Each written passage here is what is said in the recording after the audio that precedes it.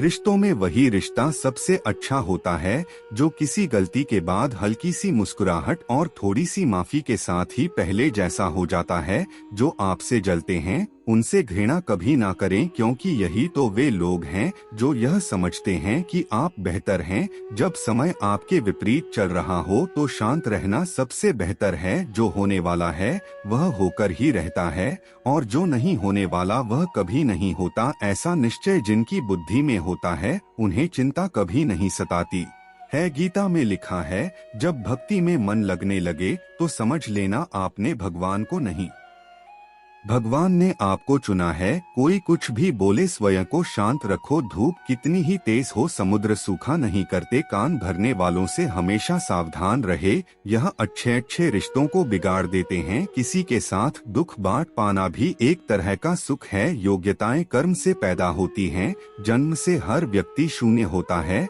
उस आदमी से सावधान रहो जो बात नहीं करता, और उस कुत्ते से जो भगता नहीं है। इस जगत में सत्य से भी बड़ा सत्य प्रेम है, और जिसके प्रति प्रेम है उसके प्रति असत्य होना मुश्किल है। पूरी दुनिया की सबसे खूबसूरत जोड़ी मुस्कुराहट और आंसू है। इन दोनों का एक साथ मिलना मुश्किल है, लेकिन जब यह दोनों मिलते हैं वह पल सबसे खूबसूरत होता है। जब समंदर में कश्ती लेकर आ ही गए हैं तो अब तूफानों से क्या डरना। प्रभु का रास्ता बड़ा सीधा है और बड़ा उलझा भी। बुद्धि से चलो तो बहुत उलझा, और भक्ति से चलो तो बड़ा सीधा। विचार से चलो तो बहुत दूर, और भाव से चलो तो बहुत पास। जिस दिन हम यह समझ जाएंगे कि सामने वाला गलत नहीं है, सिर्फ उसकी सोच हमसे अलग है, उस दिन जीवन से सब दुख दूर हो जाएंगे। इंसान को इंसान से दूर करने वाली सबसे पहली चीज है जुबान, और दूसरी चीज है पैसा। रिश्ते निभाने के लिए बुद्धि नहीं, दिल की शुद्धि होनी चाहिए। सत्य कहो, स्पष्ट कहो, सम्मुख कहो। जो अपना हुआ वह समझेगा, जो पराया हुआ छूटेगा। भीड़ से हटकर अपने लिए नया जहान ढूंढो। गलतियां सब निकालते हैं,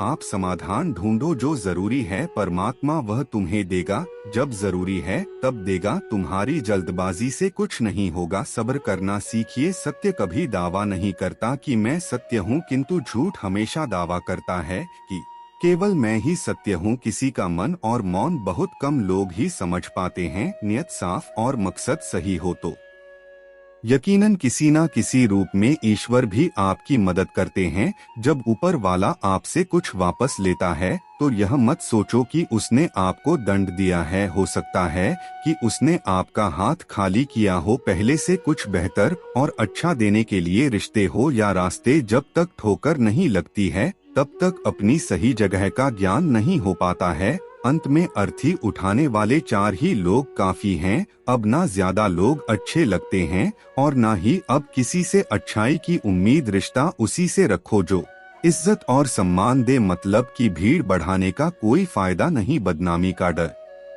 तो सिर्फ उसे होता है जिसमें नाम कमाने की हिम्मत नहीं होती। श्री कृष्ण कहते हैं, उन्हें छोड़ देना ही उचित है जो आपके होने का मूल्य ना जानते हो। नसीब से मिलते हैं दिल से रिश्ते निभाने वाले, वरना हम सफर पाकर भी ना जाने कितने लोग उदास हैं। सब लोग कहते हैं सीता और द्रौपदी के कारण हुई रामायण और महाभारत। किसी ने यह नहीं कहा कि नारी का सम्मान न करने का अंत है रामायण और महाभारत। जिस इंसान को गुस्सा ज्यादा आता है वह अंदर से उतने ही नर्म और इमोशन स्वभाव के होते हैं, और साथ साथ इनकी तक शक्ति भी बहुत तेज होती है।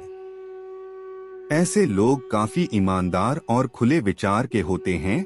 रिश्ते में विश्वास और मन में प्रेम हो तो रिश्ते कभी नहीं टूटते। सोचो, स्त्री और धन दौलत में आनंद अगर होता तो बुद्ध और महावीर यूं घर ना छोड़ते। यदि कोई योग्य मित्र मिला हो तो उसके साथ चले, यदि कोई नहीं मिला तो एक राजा की तरह अकेले ही चले। जिंदगी में कभी भी यह मत सोचो कि कौन कब कैसे कहाँ बदल गया। सिर्फ इतना देखो वह तुम्हें सिखाकर क्या गया। यही जीवन का ज्ञान है। पीड़ाएं केवल दुख नहीं देती, ध्यान भी देती हैं। अगर आप अपने अवचेतन मन में यह डालते हैं कि आपको बस 3 घंटे बाद उठना है। भले ही 2 दिन से आप सोए ना हो, लेकिन 3 घंटे के बाद तरोताजा फील करते हुए आप नींद से उठ जाएंगे। जवानी तुम संसार को देते हो और बुढ़ापा परमात्मा को तुम्हारे देने से पता चलता है कि मूल्य किसका है। जवानी तुम व्यर्थ को देते हो और बुढ़ापा सबसे मूल्यवान को। जब शक्ति होती है तब तुम गलत करते हो और जब शक्ति नहीं होती तो तब तुम कहते हो कि अब अच्छा करेंगे। स्वयं विचार करें, अगर आप दूसरों के विचारों से अपनी जिंदगी चला रहे हैं तो एक दिन आप खुद को एक पिंजरे में पाएंगे। अगर कोई रास्ता आपको डरा रहा है तो समझ लेना आगे बहुत बड़ी सफलता आपका इंतजार कर रही है। मछलियां भी खुश हो गई यह जानकर आदमी भी आदमी को जाल में फंसाने लगा है। जीवन एक रेलगाड़ी है, जब तक चलती रहती है लोग आते जाते रहते हैं। कभी तेज चलती है, कभी धीमी चलती है, कभी स्टेशन पर रुकती है। कुछ नए लोग आते हैं, कुछ पुराने उतर जाते हैं, पर सफर चलता रहता है। जब आखिरी स्टेशन आता है सब उतर जाते हैं, कोई साथ नहीं रहता। इसी का नाम जीवन है। जब अच्छा समय नहीं रहा तो बुरा भी नहीं रहेगा। इंसान का कुछ समझ नहीं आता। इंसान अपने बच्चों का जन्मदिन बनाने के लिए किसी बेजुबान का मरण दिन बना देता है। कभी कभी मन को मना लेना ही बेहतर होता है।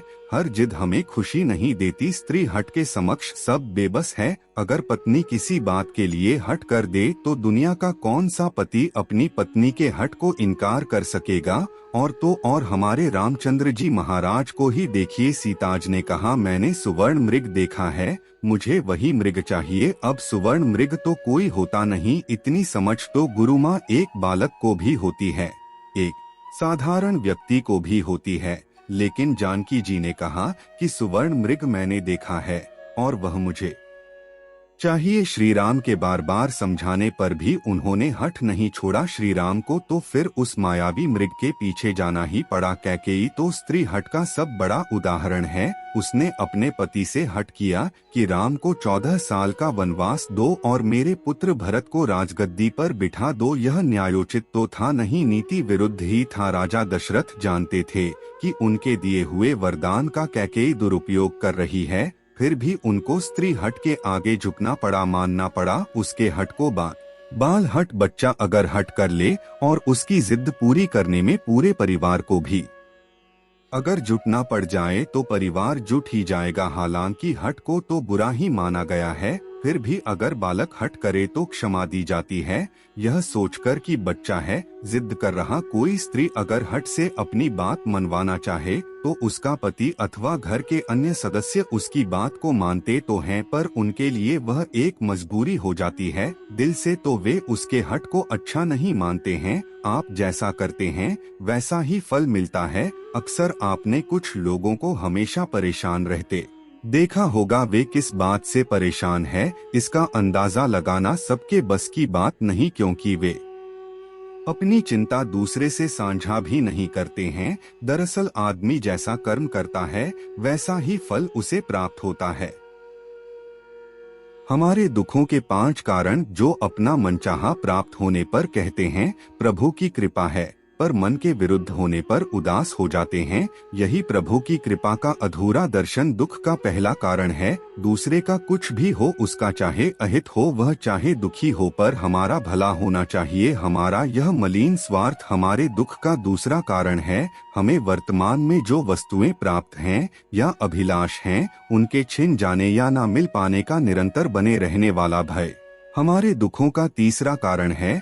जो हमें करना चाहिए वह ना करना और जो नहीं करना चाहिए उसको करना, यह प्रमाद भरी आदतें हमारे दुखों का चौथा कारण है। हमें निमित्त बनाकर कहीं कोई सुंदर घटना हो जाने पर उसका सारा श्रेय हम अकेले ही ले लेना चाहते हैं। यही अहम भाव हमारे दुखों का 5वां कारण है। स्वास्थ्य सबसे बड़ी दौलत है, संतोष सबसे बड़ा खजाना है, आत्मविश्वास सबसे बड़ा मित्र है। ईश्वर सिर्फ मिलाने का कार्य करते हैं। संबंधों में दूरियां या नजदीकियां बढ़ाने का कार्य मनुष्य स्वयं करता है। मन के झूठ पकड़े कई दफा हम अपने सच से दूर भाग रहे होते हैं। हम नहीं जानते या जानना नहीं चाहते कि खैर हम चाह क्या रहे हैं। एक तरफ कहेंगे कि हम अमुक को देखना नहीं चाहते, पर फिर कहेंगे कि वे बात क्यों नहीं कर रहे हैं। कभी कहेंगे कि किसी से कोई उम्मीद नहीं है, फिर चाहेंगे भी कि दूसरे हमारे लिए कुछ करें। इस तरह एक साथ दो विरोधी विचार दिमाग में चल रहे होते हैं,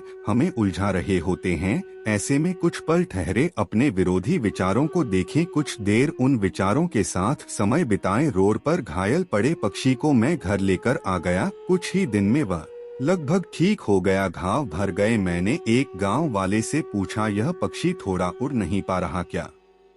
मैं पास मौजूद पहाड़ी पर इसे छोड़ दूं जहां इसके बिरादरी के और भी पक्षी हैं, उन पक्षियों के साथ इसका मन लग जाएगा। गांव वाले ने कहा, आपने इसे बचाया है तो इसे मरने के लिए मत छोड़ो, इसे ठीक होने तक अपने पास रखो, क्योंकि इसे कमजोर असहाय देखकर इसी के बिरादरी वाले इसे चैन से जीने ना देंगे, इसे नोच नोच कर खा जाएंगे। उस दिन जीवन की बात समझ आई। अगर लोगों को भनक तक लग गई कि आप कमजोर हो गए हो तो आपको अपने तरीके से नोचना शुरू कर देंगे।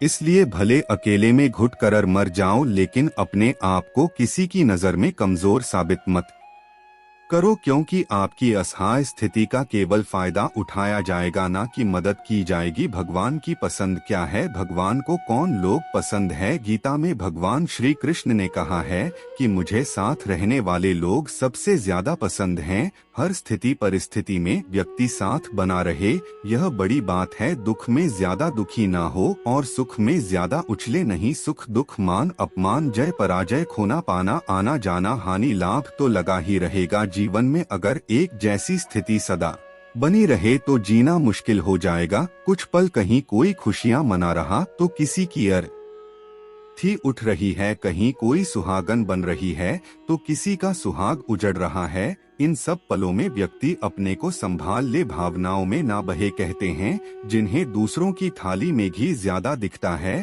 वह कभी खुद चैन से नहीं रहते। व्यक्ति को हमेशा वह चाहिए जो उसके पास नहीं है, और वह मिल जाए तो नई महत्वाकांक्षा उसकी जगह ले लेती है। इस तरह पूरा जीवन असंतोष में ही बीत जाता है। संतुष्टि ही जीवन का मूल मंत्र है। अगर इंसान में संतोष है तो कोई दुख उसे तोड़ नहीं सकता। यही है जीवन का रहस्य। अक्सर लोग एक बहुत ही कॉमन सवाल पूछते हैं कि मैं खुश कैसे रह सकता हूँ। मैं उन्हें एक आदमी के बारे में बताता हूँ जो हमेशा शिकायत करता रहता था कि उसके ऊपर ईश्वर की कृपा नहीं है। एक दिन अचानक उसकी आंखों में कुछ खुजली हुई जिसने उसका नजरिया पूरी तरह बदल दिया। डॉक्टर ने इसे कैंसर बताया और आंखें निकालने की नौबत आ गई ताकि कैंसर पूरे शरीर में ना फैले। एकदम बिखर चुका वह इंसान यूं ही सर्जरी वर्ल्ड में अंदर गया। उसके दिमाग में एक ही ख्याल था, उसका धुंधला भविष्य। हालांकि ऑपरेशन के दौरान सर्जन ने पाया कि यह रेटिना के पीछे महज एक फंगस है जिसे सिर्फ साफ करने की जरूरत है। आखिरकार जब उस आदमी की आंखों की पट्टी खोली गई तो वह यह देखकर खुशी से झूम उठा कि वह अभी भी देख सकता, और तब उसने अपनी आंखों की रोशनी के लिए ईश्वर को धन्यवाद दिया देख सकता है। और तब उसने अपनी आंखों की रोशनी के लिए ईश्वर को धन्यवाद दिया। मिल जाता है भगवान एक पत्थर के अंदर भी कोई ढूंढे तो सही, भगवान तो इंसान के अंदर भी है। कोई वह इंसान बने तो सही, जरूरी नहीं कि जीने का कोई सहारा हो, जरूरी नहीं कि जिसके हम हो वह भी हमारा हो। अहंकार की वजह से हम कितने रिश्तों से दूर हो जाते है। किसी से माफी मांग लेना और किसी को माफ कर देना। समय बलवान होता है जो व्यक्ति को कभी मगरूर तो कभी मजबूर बना देता है। मित्र, यदि तुम्हारा समय बलवान है तो अहंकार से बचो, यदि समय खराब है तो बुरी संगति से बचो। यह 4 बातें आप जीवन भर याद रखना। त्याग के बिना मनुष्य का भाग्य नहीं बन सकता, कुछ छोड़े बिना कुछ पाया नहीं जा सकता। जो देता नहीं वह लेने का भी अधिकारी नहीं। मनुष्य बिना बीज बोए फल खाने की आस में जीवन बर्बाद करता है। रिश्ते हो या बर्फ, दोनों को बनाने और बनाए रखने के लिए ठंड रखनी बहुत जरूरी है। बीता वक्त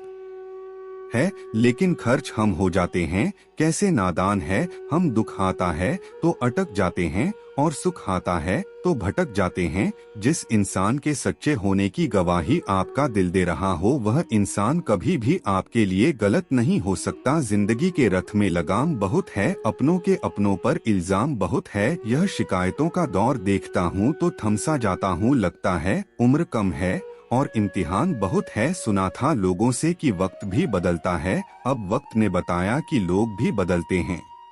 जाया ना कर अपने अल्फाज हर किसी के लिए, बस खामोश रहकर देख तुझे समझता कौन है। जिंदगी में कुछ दर्द ऐसे होते हैं जो जीने नहीं देते और कुछ फर्ज ऐसे होते हैं जो मरने नहीं देते। सुख का अर्थ है जो है उसका आनंद लेना, दुख का अर्थ है मुझे और चाहिए। तजुर्बे ने एक ही बात सिखाई है, नया दर्द ही पुराने दर्द की दवाई है। बचपन में भरी दोपहरी में नाप आते थे पूरा मोहल्ला, जब से डिग्रियां समझ में आई पाँव जलने लगे। बातें जो कहीं नहीं जाती वह कहीं नहीं जाती, मंजिलें हमारे करीब से गुजरती गई जनाब, और हम औरों को रास्ता दिखाने में रह गए। कुछ इकट्ठा भी उन्हीं के पास होता है जो बांटना जानते हैं। जिंदगी कैसी अजीब हो गई है, खुश दिखना खुश होने से ज्यादा जरूरी हो गया है। पहले चुभा बहुत अब आदत सी है, यह दर्द पहले था अब इबादत से। अपने ही घर में मेहमान बनकर आना जाना हुआ, जब से शहर में शुरू कमाना हुआ। बुद्धिमान होना अच्छी बात है, लेकिन इससे भी अच्छी बात यह है कि यह बात केवल आपको पता हो। जिंदगी में अक्सर ऐसा होता है, हम जिनके साथ के लिए तरसते हैं वह किसी और को खुश करने में व्यस्त होते हैं। यहाँ रिश्ते तोड़ने के लिए लोग गलत इल्जाम भी लगा देते हैं। भाग्य को और दूसरों को दोष क्यों देना, जब सपने हमारे हैं तो कोशिशें भी हमारी होनी चाहिए। भले ही भगवान मुझे देर से देते हैं, लेकिन मुझे बाकी लोगों से बेहतर चीजें ही मिलती हैं। दुनिया धोखा देकर अक्लमंद हो गई और हम भरोसा करके गुनहगार हो गए। ताश का जोकर और अपनों की ठोकर अक्सर बाजी घुमा देते हैं। जिंदगी में कुछ भी करना है तो सच बोल दो, घुमा फिरा के बात मत करो। किसी भी मनुष्य की वर्तमान स्थिति देखकर उसके भविष्य का मजाक मत उड़ाओ, क्योंकि काल में इतनी शक्ति है कि वह एक साधारण से कोयले को भी धीरे धीरे हीरे में बदल सकता है। गलती माफी मांगने से नहीं सुधारने से सही होती है। मांगो तो अपने रब से मांगो, जो दे तो रहमत और ना दे तो किस्मत। लेकिन दुनिया से हरगिज मत मांगना, क्योंकि दे तो एहसान और ना दे तो शर्मिंदगी। सबसे बड़ा सवाल है जो हर किसी को पूछना चाहिए, मैं कौन हूँ, क्या हूँ। ध्यान की स्थिति में जाकर अपनी आंखें बंद करें, आपको चेतना की एक अलग ही दुनिया नजर आएगी, जहां आप बहुत दुनिया का अनुभव ही नहीं कर पाएंगे, बल्कि आप तस्वीरों, विचारों, भावनाओं, कहानियों का अनुभव कर पाएंगे। आपको इस उजागर सच का एहसास होगा। एक संत अपना स्वयं का आश्रम बनाना चाहते थे, जिसके लिए वह गांव-गांव की यात्रा करते और कई लोगों से मुलाकात करते थे। इसी यात्रा के दौरान उनकी मुलाकात एक किसान से हुई। किसान ने उनका स्वागत किया और संत से कुछ समय अपनी कुटिया में आराम करने की याचना की। संत उसके मीठे व्यवहार से प्रसन्न हुए और उन्होंने उसका आग्रह स्वीकार कर लिया। किसान ने संत को घर का स्वादिष्ट भोज कराया और उनके विश्राम के लिए खटिया पर एक दरी बिछा दी। किसान खुद फर्श पर टाट बिछाकर सो गया। किसान को सोते ही नींद आ गई। उसके चेहरे के भाव से पता चल रहा था कि वह चैन की सुखद नींद ले रहा है। उधर संत को खाट पर नींद नहीं आ रही थी। उन्हें मोटे और नर्म गद्दे की आदत थी जो उन्हें दान में मिला था। वह रात भर किसान के बारे में सोच रहे थे कि वह कैसे इस कठोर जमीन पर इतने चैन से सो सकता है। दूसरे दिन सवेरा होते ही संत ने किसान से पूछा, तुम कैसे इस कठोर धरा पर इतने चैन से सो रहे थे? तब उसने बड़े ही सरलता से उत्तर दिया, है गुरुदेव, मेरे लिए मेरी यह छोटी सी कुटिया एक महल के समान ही है। यह मेरे श्रम की है। अगर मुझे एक समय भी भोजन मिलता है तो मैं खुद को भाग्यशाली मानता हूँ। जब दिन भर के कार्यों के बाद मैं इस धरा पर सोता हूँ तो मुझे माँ की गोद का आत्मीय एहसास होता है। मैं दिन भर के अपने सत्कर्म का विचार करते हुए चयन की नींद सो जाता हूँ। मुझे एहसास भी नहीं होता कि मैं इस कठोर धरा पर हूँ। जब संत जाने लगे तब किसान ने कहा, हे गुरुवर, क्या मैं भी आपके साथ आश्रम के लिए धन एकत्र करने चल सकता हूँ। तब संत ने विनम्रता से उत्तर दिया, पुत्र तुमने जो मुझे आज ज्ञान दिया है उससे मुझे पता चला कि चित्त का सुख कहाँ है। अब मुझे किसी आश्रम की इच्छा नहीं रह गई। यह कहकर संत वापस अपने देश लौट गए और एकत्र किया धन उन्होंने गरीबों में बांट दिया और स्वयं एक कुटिया बनाकर रहने लगे। जीवन का सुख संतोष में अगर मनुष्य जो है उसे स्वीकार कर ले और उसी में खुशियां तलाशे तो वह उसी क्षण सारे सुख का अनुभव कर लेता है। कई घरों में अपार धन दौलत ऐशो आराम होते हुए भी वहां सुख शांति नहीं होती, क्योंकि उन्हें जो है उसमें संतोष नहीं होता। हार से नया नजरिया विकसित होता है। हार को पूरे मन से स्वीकारने वाला विजेता से कम नहीं होता। जब तमाम कोशिशों के बावजूद आप हारते हैं और सामने वाला पक्ष जीत जाता है, तब विकट परिस्थिति आए तो उसे स्वीकार करना ही चाहिए। हार को पूरी गरिमा से स्वीकार करना चाहिए। जीत से अधिक हार सिखाती है। हार से एक नया नजरिया विकसित होता है। अपनी भावनाओं को कैसे काबू में करें। बातचीत भावनात्मक भी हो सकती है। इसमें आप विचलित हो सकते हैं, चिंताग्रस्त हो सकते हैं या असंतुष्ट हो सकते हैं, लेकिन उत्तेजित होकर सफल नहीं हो सकते। भावनाओं को नियंत्रण में रखना जरूरी है। बात करने से पहले जितना खुद को तैयार कर करेंगे उतना कम उत्तेजित होंगे। बातचीत पूरी होने पर नकारात्मक भावनाओं को बाहर करें और सकारात्मक बातों पर ध्यान दें। खुद को कमजोर समझने वालों का जीवन बदल देगी यह कहानी। एक चरवाहा जंगल में भेड़ बकरियां चराया करता था। घूमते घूमते एक दिन उसे शेर का छोटा बच्चा मिला जिसने अभी आंख भी नहीं खोली थी। छोटा बच्चा सबको प्यारा लगता है। यह जानते हुए भी कि यह शेर का बच्चा है, उसे उठा लिया और भेड़ों का दूध पिलाने लगा। वह बच्चा धीरे धीरे बढ़ने लगा। भेड़ों के बच्चों के साथ खेलता, भेड़ों के साथ ही घास खाता, भेड़ों की तरह बोलता, अपने आप को भेड़ ही समझता। अब बच्चा बड़ा हो गया था। एक रोज किसी दूसरे शेर ने भेड़ों के झुंड पर हमला कर दिया। सभी भेड़ें दौड़ने लगी। शेर के उस बच्चे को डरते कांपते भेड़ों की तरह दौड़ते हुए देखकर हमलावर शेर को बहुत आश्चर्य हुआ। उसने भेड़ों की ओर से ध्यान हटाया और उस शेर को ही पकड़ लिया और उसे समझाने लगा कि तू क्यों डरता है, तू तो खुद शेर है। दूसरा शेर कहता है कि शेर तो जंगल का राजा होता है, उसकी धाड़ से सभी जानवर कांपते हैं। मैं घास खाने वाला इतना शक्तिशाली शेर नहीं हो सकता। हमलावर शेर उसे पकड़कर एक कुएं के पास ले गया। कुएं के अंदर उसे उसका च दिखाकर कहा, देख तेरा चेहरा मेरे जैसा है, तेरे पंजे भी मेरे जैसे हैं, इसीलिए तू भेड़ नहीं तू शेर है। दूसरा शेर कहने लगा, ठीक है मेरा चेहरा तेरे चेहरे जैसा ही है, मगर तू तो बहुत शक्तिशाली है, मेरी आवाज से तो कोई डरता भी नहीं। आपका जीवन क्या है, आप कौन हैं? अगर इस दृष्टिकोण से हम देखें कि मैं कौन हूँ, मैं क्या हूँ, जिन जिन चीजों को मैं बनाता हूँ वे नहीं रहेंगी, जिन जिन चीजों से मैं यार करता हूँ वे नहीं रहेंगी। इस दुनिया के अंदर लोगों ने सिस्टम बनाया है कि नौकरी करो, रोजगार करो, बिजनेस करो तो धन मिलेगा और उस धन से जो आपको चाहिए, जो आपकी जरूरतें हैं वह पूरी होंगी। पर सचमुच आपकी असली जरूरतें क्या हैं? आपको हवा की गर्मी की जरूरत है, आपको भोजन और पानी की जरूरत है। 3 दिन पानी नहीं मिला तो हम जी नहीं सकेंगे, अगर 3 हफ्ते नहीं मिला तो हम जी नहीं सकेंगे। 3 मिनट अगर सांस नहीं चली तो मनुष्य जीवित नहीं बच सकता। पर अगर 3 दिन टीवी नहीं देखा तो उससे क्या कोई फर्क पड़ेगा? यही समझने की चीज है कि आपकी असली जरूरत क्या है और किन चीजों को आपने अपनी जरूरत बना रखा है। मेरा आप सबसे निवेदन है कि आप चैनल को सब्सक्राइब करके बेल घंटी को दबाना ना भूले, ताकि जब भी मैं वीडियो डालूं तो सबसे पहले आप तक पहुंचे। आज के हमारे इस वीडियो को सुनने के बाद इन उपदेशों का पालन अपने जीवन में भी नियमित रूप से करें और भगवान श्री कृष्ण की सच्ची श्रद्धा भाव से सेवा करें। जय श्री कृष्ण। राधे राधे।